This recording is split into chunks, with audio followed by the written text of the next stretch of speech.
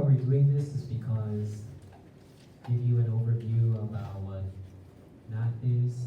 If math is a tree, then there are two big branches of tree. There's analysis, and algebra, abstract algebra. And calculus motivated analysis, calculus. And from analysis, we can derive other important fields like differential equations, Fourier analysis, probability. These are all topics used a lot in economics. In algebra also has a lot of fields, but it's not used that much in economics. But anyway, both algebra and analysis are rooted in set theory. These are the roots. And so we're going to learn about sets. Everything is derived from sets.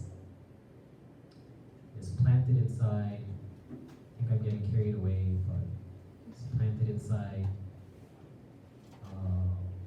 ZFC axioms, but then we need to know this. Okay, so there's not a satisfying definition for what a set is. A set is just a collection, and these curly brackets are used to define what a set is. So if you've never seen what a set is before, you go to the computer and you click new folder. This is a set. It has nothing in it. But inside I can make another set. So the set that's kind of like a new folder with nothing in it is labeled with a 0 with a slash mark. This is an empty set.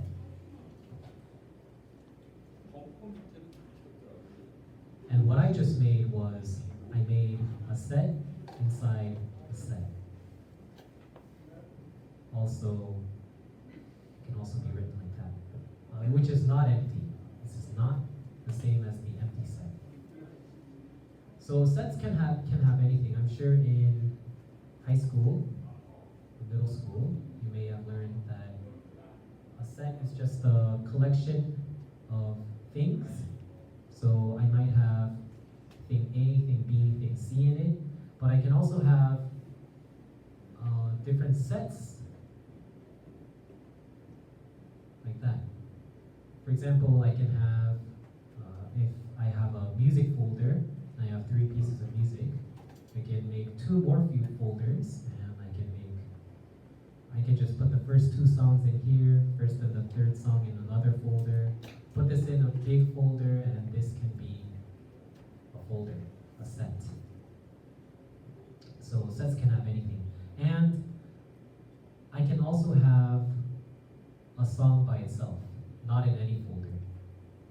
Right? So if I open the folder, then I'll have the song, I'll have one folder, another folder.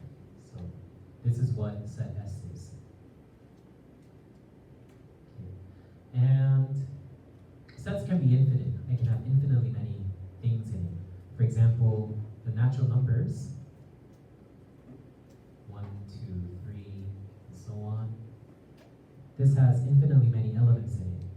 And the way we write it is we say 2 is an element of the set of the natural numbers.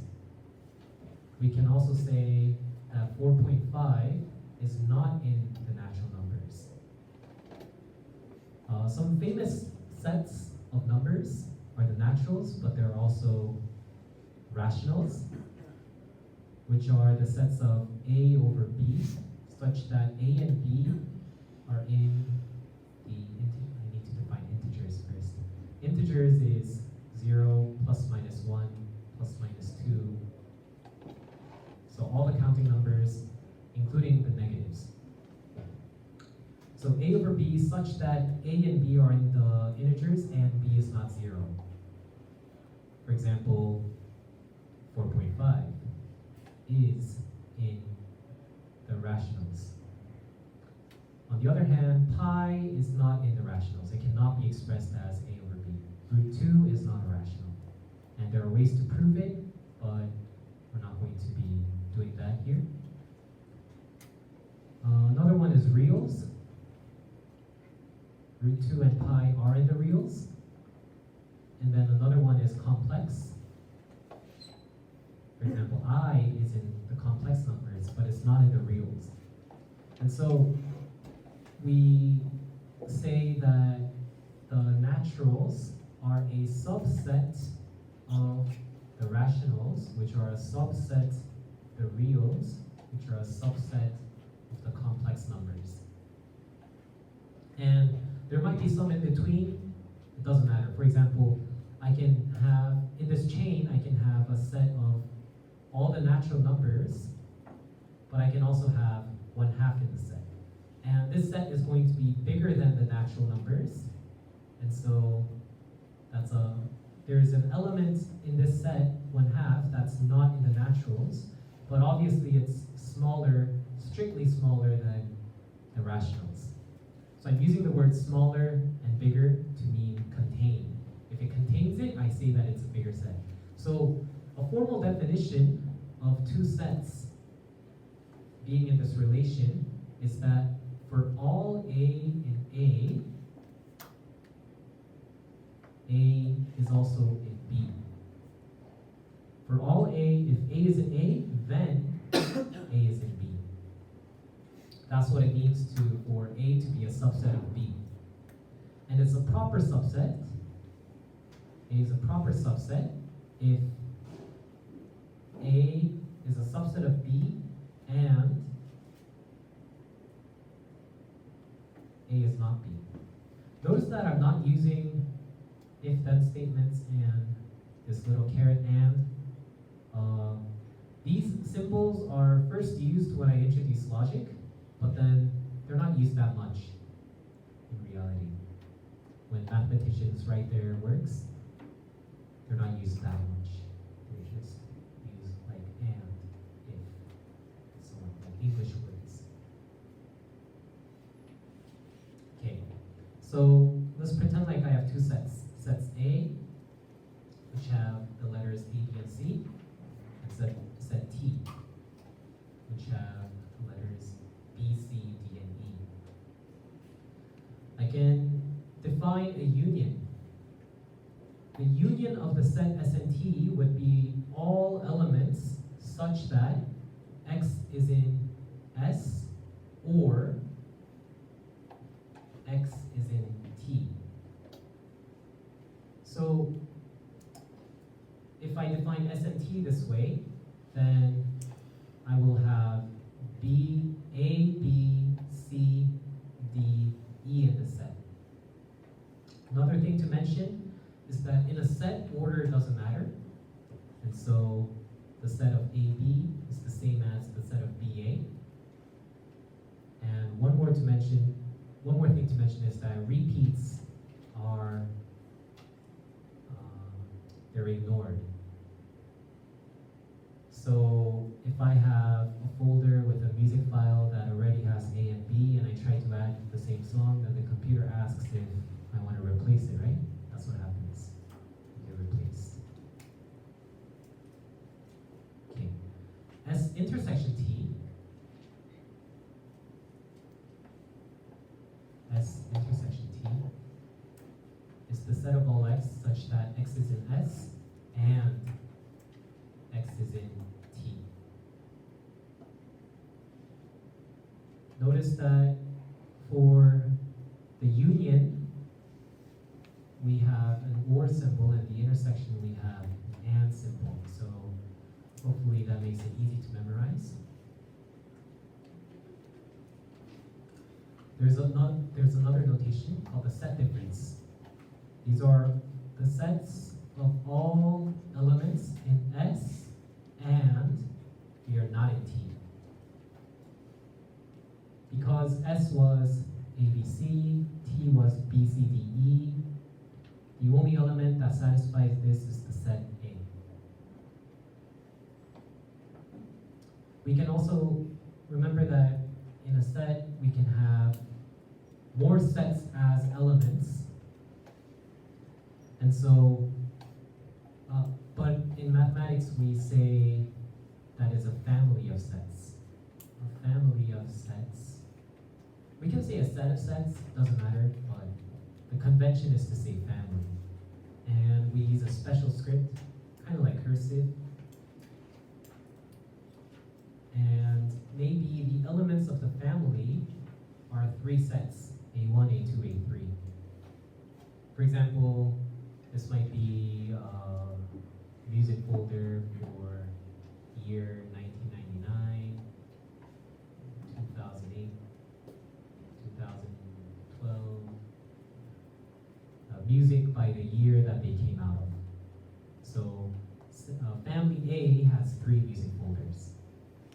But another way of, okay, so A1 union A2 union A3. If I only have 3 folders, then I can just write out all the unions. But then I'm going to get lazy after a while if I have to do it for A4 all the way to like A2000. Nobody has time for that. And so another way of writing this is the union of all the sets in the family. Does this make sense? We are taking the union of every set in the family A. That'll be A1, A2, A3. This is just notation, and so it's best to get used to it. Another way of writing it would be, we can index it. So for example,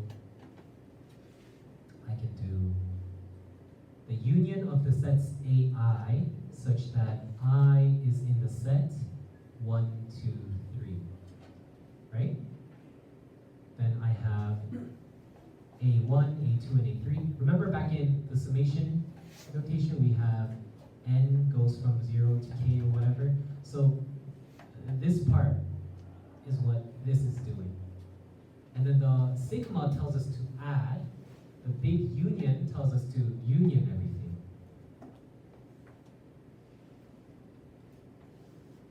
And one final way of writing it, and this is used very often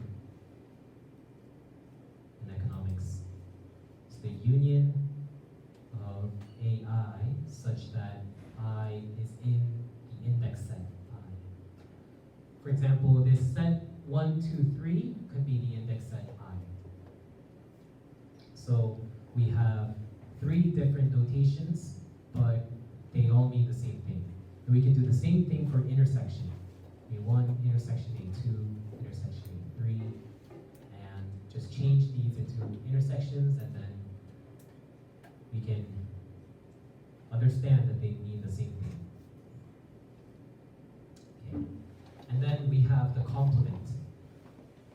So from now on, it's best to draw a picture, but pictures don't always work, so don't get in the habit of using too many pictures. So if this is set A, and this is set B, then A intersection B would be right here. A union B would be right here, right? Because it's an A or it's a B, so we just cover everything. And finally, we'll have a complement, which means everything that is not in A. So this part right here. Of course, we can write this in set notation, the set of all x such that x is not in A. And you should be familiar with De Morgan's laws. If I have 2 sets and I union them and I take the complement, that's the same thing as taking the complement and intersecting them. If I draw a picture, it'll make sense. So if I have S union T, that's everything inside, and I take the complement, so that'll be everything outside, right? And I can also do this one. So I want to be outside of S everywhere. want to be outside of T everywhere, and I want to intersect them. So the only places where I highlight them twice, that was a bad idea. Okay. So for T complement, I'll use red. And notice that the only places where you have both red and green are exactly these places here. Inside, you only have red. Here, you only have green. It's the outside, so they're the same. And I can prove this rigorously, but it's best to do it with a picture if we're short on time. The other one is S intersection T complement is S complement union T complement. This you should do it yourself. You can draw a picture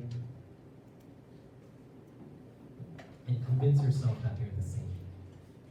If you can't do it, then talk to me tomorrow and then I'll show you. Okay. Also, there are distributive laws.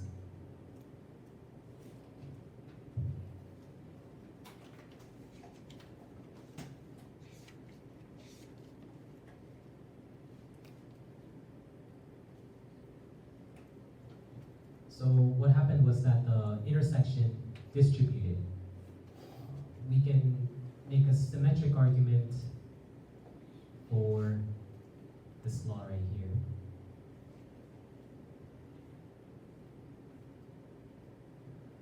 You can use the definitions of union and intersection to convince yourself that they are the same. So how you prove equality in set theory is to prove that if I have an x from here, then x must also be here, which shows containment in this direction, and then you show containment in this direction. So you take another x from here, maybe instead of x I should have written a y from this side, and I show that it has to be in this side as well. And so we get, remember, if you have x less than or equal to y, and x greater than or equal to y, and x less than or equal to y, then we can say x is equal to y. Same thing is happening here. I show containment in both directions, and therefore they have to be equal. Okay, now let's talk about the power set. The power set of A is the set of all B's such that B is a subset of A. So the power set of A is automatically a set of sets. It's a set of sets such that we have all the subsets of B. Oh, this is called a subset. Subset of A.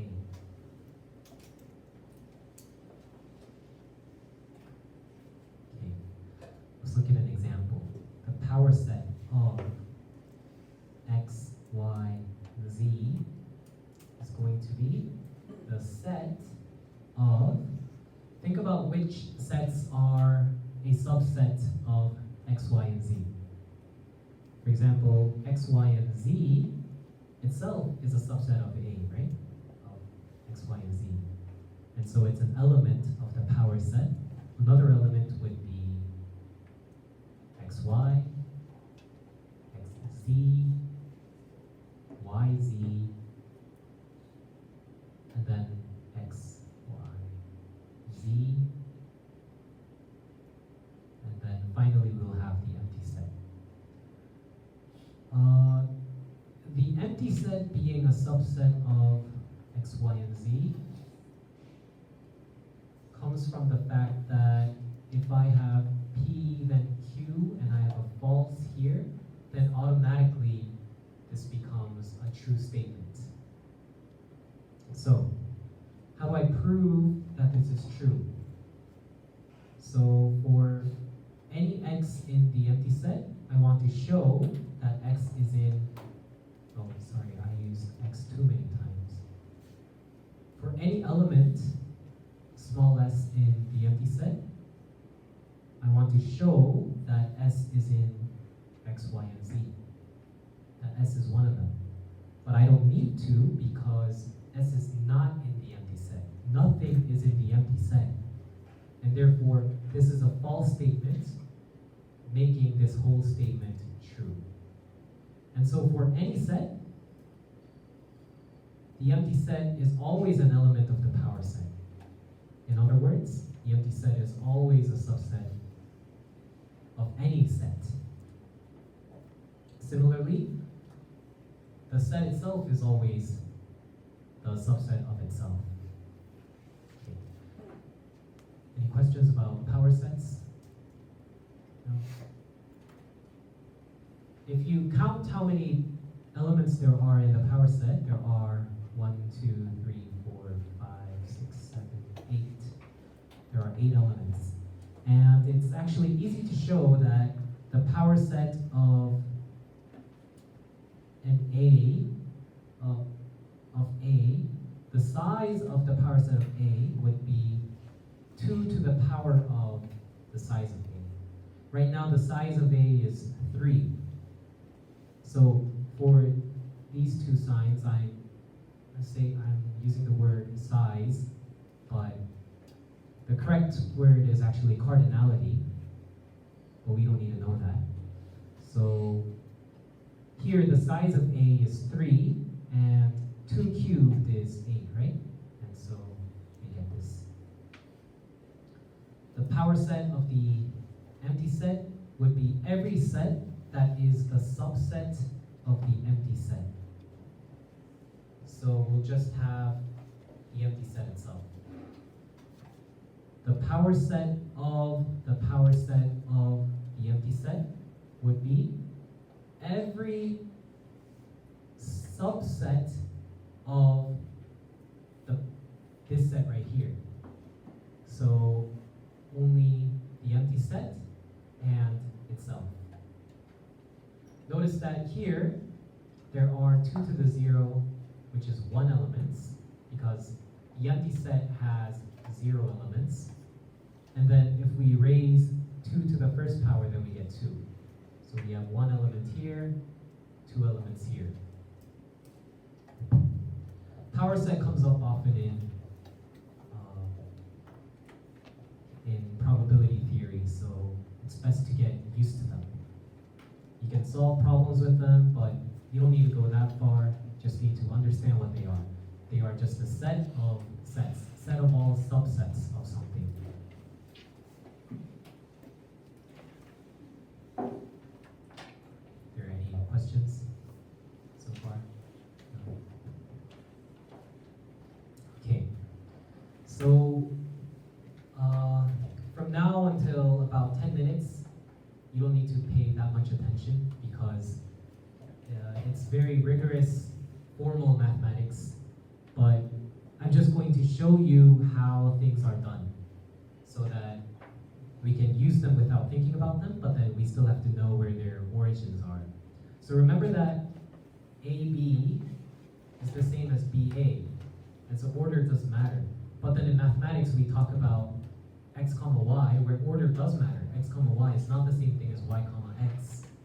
So how we define this in set theory is we say that this is the set of x and the set of x comma y. This ensures that this set is different from y comma x. And so we can use this definition. There are other ways to define it, but then this is the most common way. And also, we can talk about relations. We can have, now that we have ordered pairs, we can say that a relation R is just a set of ordered pairs. For example, x comma y, 1 comma 2, 1 comma 4. So this is a relation, and the domain of the relation is the set of all x such that there is a y where x comma y is in R. If you're familiar with the word domain from domain of the function, this is where the domain stems from. This is how the domain is rigorously defined. And then we can talk about the range, which is just y, such that there is an x, where xy is in R. R inverse will be just the set of all y comma x's, such that x comma y is in R. So basically, a relation is just an ordered pair, and in economics we can use partial orderings, or I think they're labeled like that. We'll say that x is less than or equal to y in utility if the pair xy is in some relation. But you'll understand what I'm saying when you learn this soon. Ignore it for now. Okay, so a function is also a set. A function is a special type of relation, and we label it as an ordered pair where the first coordinates are from the set A and the second coordinates are from the set B, such that for all A and A, there is a unique B and B, such that A comma B is in F. So for example, 1 comma 2, 1 comma 3, this set is not a function.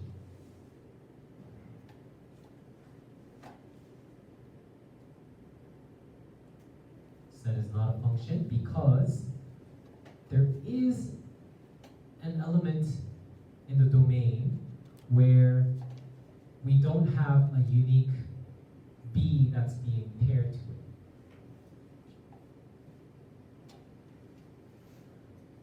That's why when we test whether things are a function, for example, this one, for this x, we have 2 places where this x is defined, right? And so this relation is not a function, it's just a relation. A relation, a set of points, a set of ordered pairs, and we group them all and then we graph it into this graph. Okay. This part's important, so important. When we talk about functions, we have to talk about one-to-one and onto. So the way I like to think about functions is that we have arrows, weapons used to hunt animals,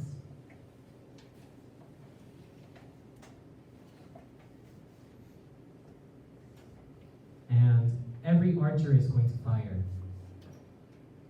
And the function tells us where the archer fires.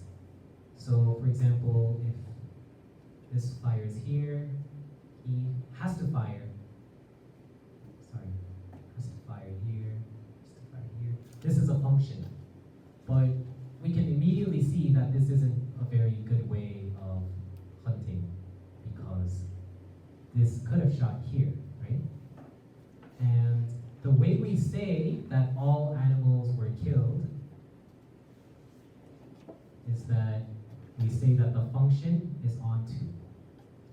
Another way of saying that is to say that for all y in, if a function f goes from x to y, for every element in y, there is an element in x such that we shoot the animal. There is an archer that shot the animal, so every animal died. That's what onto means. But again, this might not be a very efficient way of hunting because we're going to assume that one arrow kills one animal, and so we didn't need to shoot this twice. So how do we think about that? Well,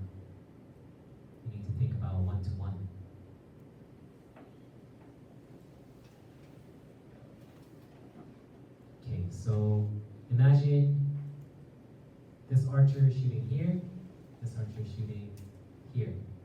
That's really bad because we just wasted an arrow.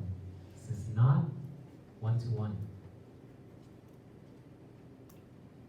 What could have been better is we could have shot here or somewhere else.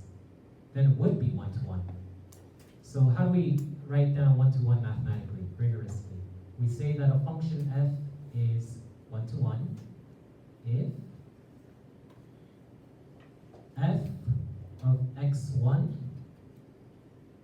being equal to f of x2 implies x1 is equal to x2. Remember that in an implication, p then q is the same thing as not q then not p. So if you want, you can think of it as x1 is not equal to x2, then f of x1 is not equal to f of x2. So if we have two different archers, x1 not equal to x2, then they must shoot different animals. That's what it means to be one-to-one.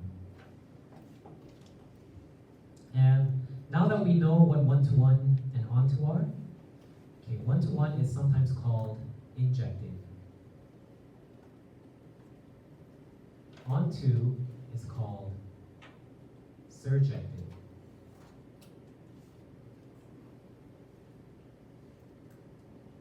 And if a function is injective and surjective, then we say that it is bijective. Or we say it's a one-to-one correspondence. And this is very important because now we can count without using numbers. Now we can say, if I can find a one-to-one correspondence between the sheep and the archers, then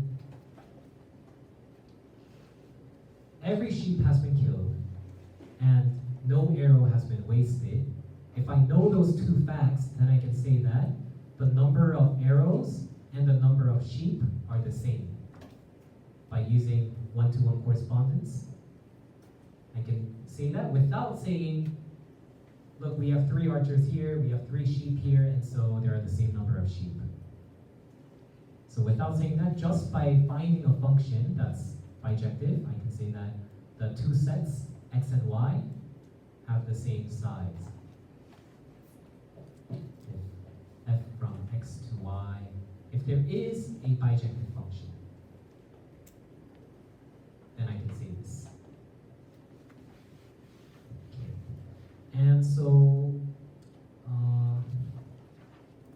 this is important because using this fact, I can find a one-to-one correspondence between the natural numbers and the rationals, and I can conclude that their cardinalities are the same. I can also use proof by contradiction to show that the reals are the size of the reals is much bigger than the size of the naturals. And we're not going to do that here unless we have time remaining, which I don't think we will. But just remember that what I said before about infinities having different sizes refers to this. And I can't count to infinity, but I can find a function, a bijective function, going from the naturals to the rationals. You can find the bijective function. And therefore, the sizes are the same.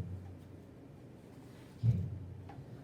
So just remember that all of math, including functions and a lot of stuff that we didn't cover, are all built upon sets. And so probability, finally, is a set function. What it means is that it is a function going from a set of sets into the real numbers. So what it takes in, usually we're used to this. We're used to functions that go from r to r. For example, f of x is x squared. x maps into x squared. 1 maps into 1, 2 maps to 4, and so on. But for probability, we're not putting in numbers here, we're putting in sets in there. And here are the three things that the probability function must satisfy for it to be a probability function. First, so this is the definition. And in mathematics, whenever you see a definition, you should memorize it. Especially if it's a very basic definition. So for any set A in the family of sets A, large A or cursive A, the probability of any value should be greater than or equal to 0. Second, the probability of the whole space, which we use omega to write the whole space, is 1. So before I move on, just draw a picture. So this is omega.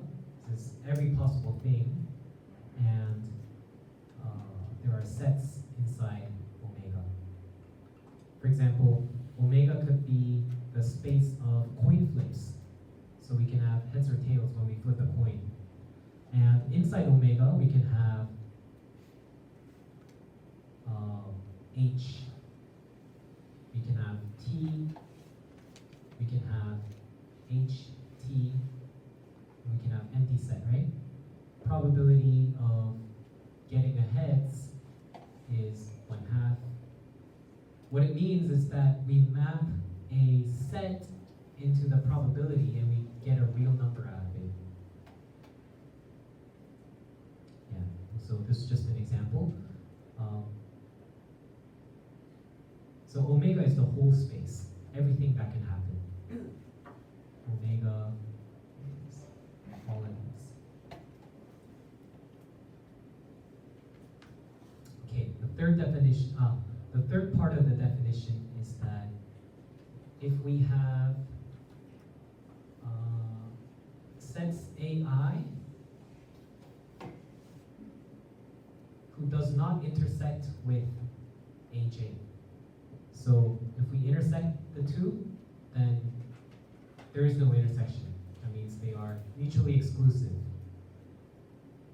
Then probability of the union of AI is equal to the summation of the probabilities of AI. So the left side is the function of what happens when we take the union of every set in the indexing set. And then on the right hand side, we're just adding the different probabilities. Okay, using these, we can prove some theorems. So, theorem 1. Does anybody need time to write down the 3 parts? No? We can move on. Theorem 1. The probability of A complement is 1 minus the probability of A. We can prove this just by using the definition. First of all, by definition 2, we know that 1 is equal to the probability of the whole space omega. Second, we know that omega, so this is by using the second part of the definition, we know that omega is A union A complement. By definition, A union with everything outside of A makes up the whole space. Third, because we know that A and A complement do not intersect, because one's here and the other's here, there's no intersection, we can use the part 3 of the definition and say this is equal to probability of A plus probability of A complement. Right? Because there is no intersection. And it's a union inside the parentheses. And therefore, probability of A complement is equal to 1 minus probability of A. And in math, when we prove something, we draw a little square to show that we're done with the proof. Okay, a corollary. Corollaries are kind of like theorems, except they're easier to prove just by using the previous theorem. So this kind of implies that. The corollary is that the probability of the empty set is 0. That's why we didn't list it in the definition, because we want to keep it as simple as possible. And the proof is that the complement of the empty set is just the whole space.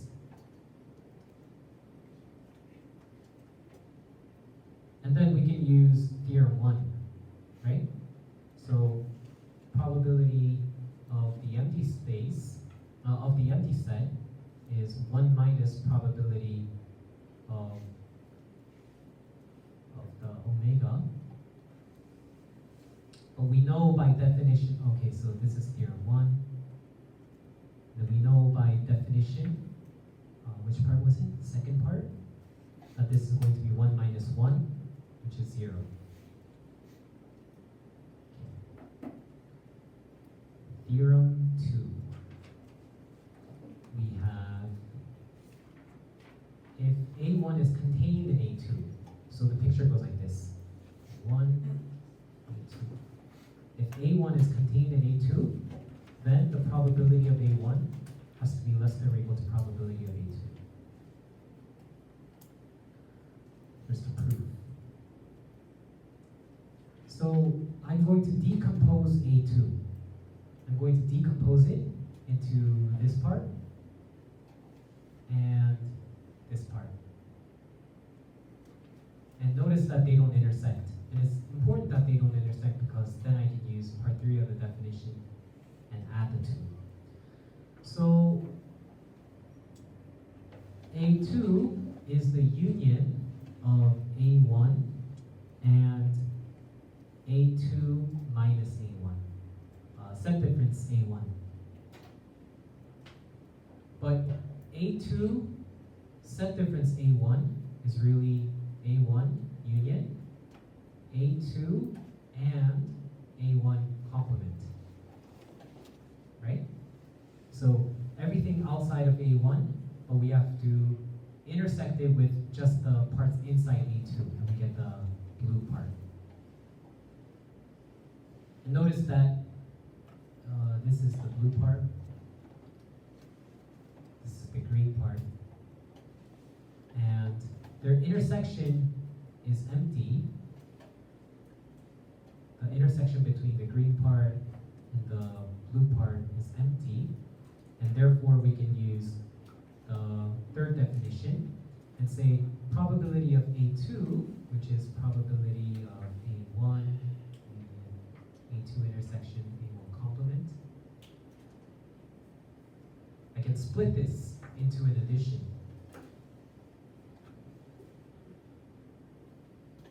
Using part 3 of the definition.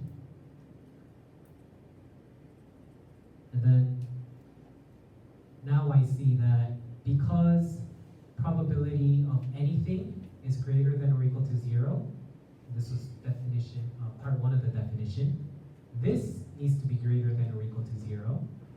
This needs to be greater than or equal to 0, but for now, it's enough to see that this part cannot be negative, and therefore probability of A2, which is probability of A1 plus a positive number, then we know that probability of A2 has to be at least as great as probability of A1. That's how we do. Any questions for the steps in the proofs? Okay, so using that, I can make another corollary.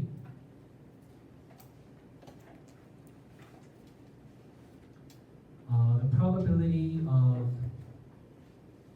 any set has to be less than or equal to 1.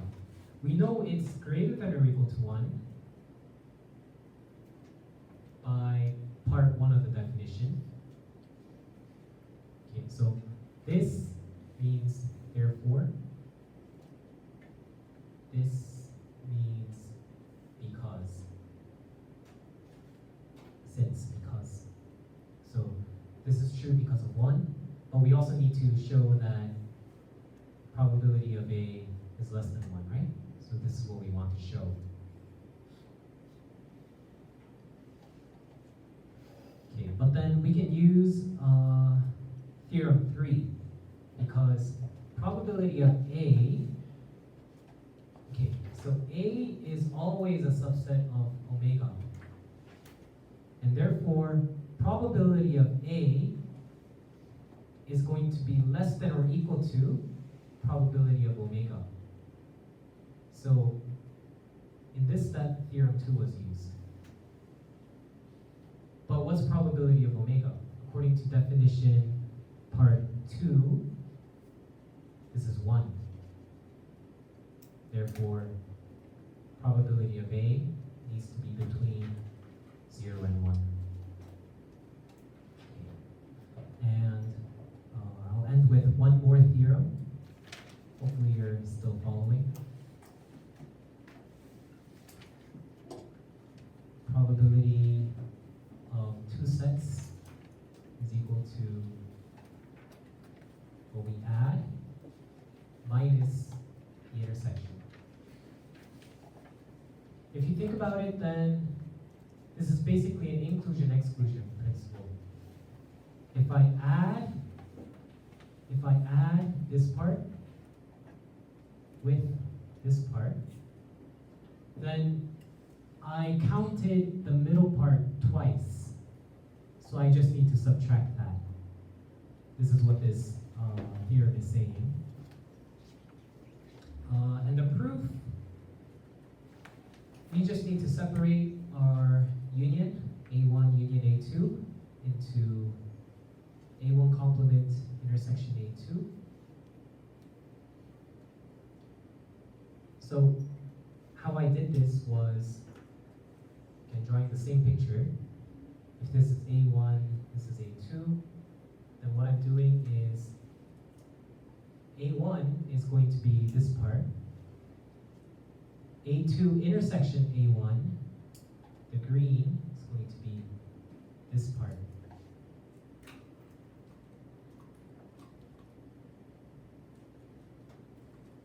So probability of A1 union A2 is going to be, I'm just going to add because I clearly see that they don't intersect. But then I can do the same thing for A2, right? So, okay.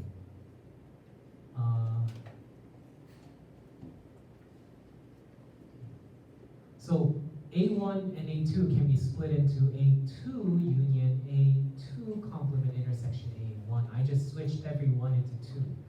Then I'll be doing splitting it like that and that, just the other way. Then probability of A1 union A2 is probability of A2 plus probability of A1 intersection A2 complement. And therefore,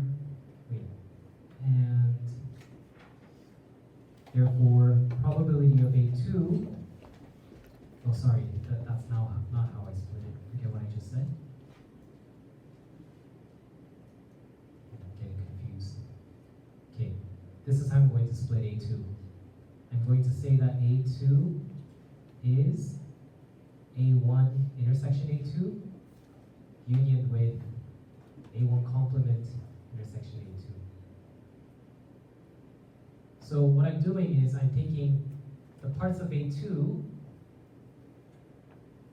that are intersected with A1, and then I'm taking the parts of A2 that are intersected with everything outside of A1. And I see that clearly they don't intersect, and so I can use the third part of the definition and say probability of A2 is probability of A1 intersection A2 plus probability of A1 complement intersection A2. Notice